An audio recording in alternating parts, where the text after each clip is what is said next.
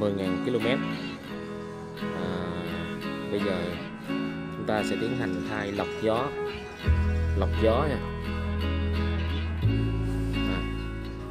Lọc gió thì nó nằm ở phía bên tay trái của cốp bên hông, bên tay trái nha.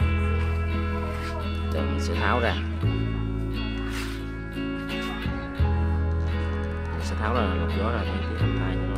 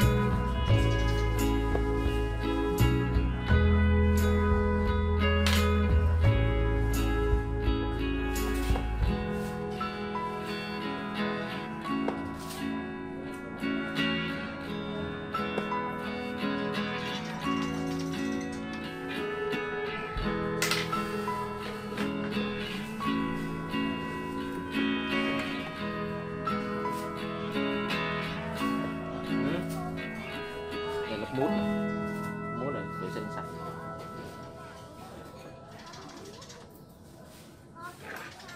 Tháo thêm 3 cái ống này nữa.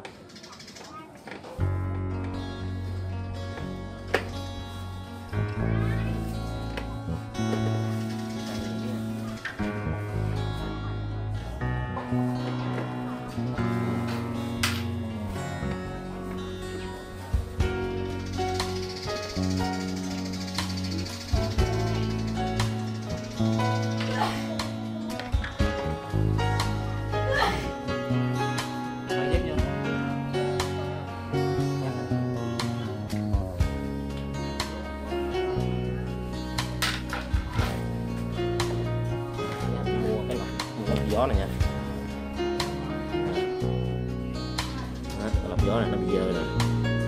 Ok, mua cái này thay nha các bạn. Rồi, đợi chút xíu nha.